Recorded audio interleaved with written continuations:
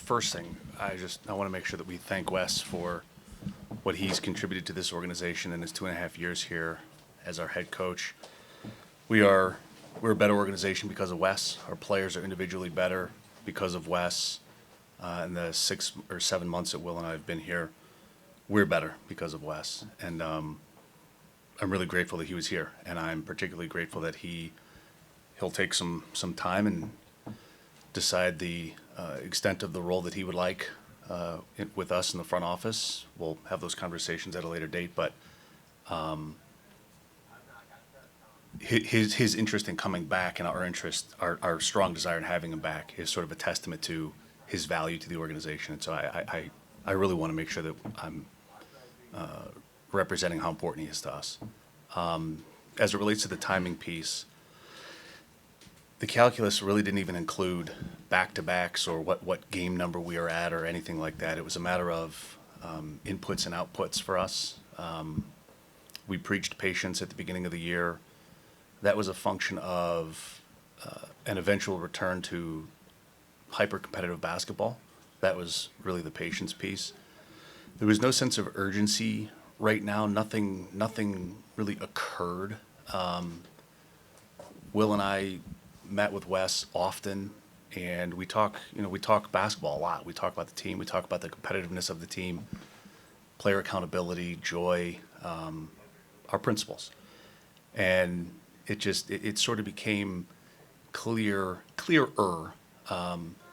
that there was just this sustained something less than our most competitive selves. And you just kept feeling it and seeing it. And Wes did too. I mean, he saw it, he knew it, he felt it, and he gave it everything he had.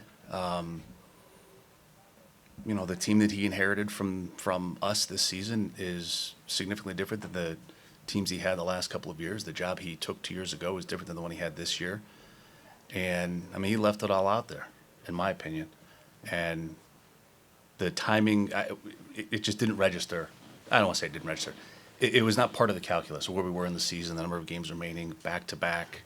It was just, we had a conversation last night, which we do often, and it was just one of those where it's like, man, how are we going to get better? How are we going to sort of ratchet up the dial on competitiveness? And we came to the conclusion that the fellas just need to hear a new voice. And that was irrespective of the timing. Before I kind of answer that, I think I need to at least address how thankful I am for Wes as well. When it's your first time in this role in a new city, a new environment, and you have someone like Wes and his contributions, you're really grateful for that, and I am. His collaboration is up there with any head coach I've worked with, and I think he takes some great pride in the player development program that you mentioned. When you are at the forefront of what we're trying to do and you build those first bricks and you put those down, and eventually years down the line you see what those become, you take pride in that.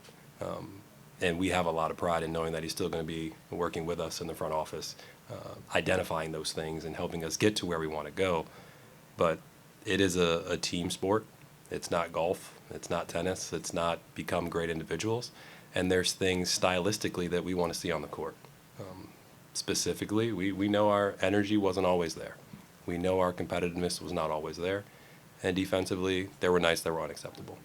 And those are things that we want to continue to work on. And we think that a fresh voice right here, right now is what we need. And also for the betterment of the future. And we're intentional. We're deliberate. These conversations are never easy. No one likes to have them. No one likes to have days like this. But we talked about it, and we feel it's what's best for the organization. And the plan is still the plan to move forward with that.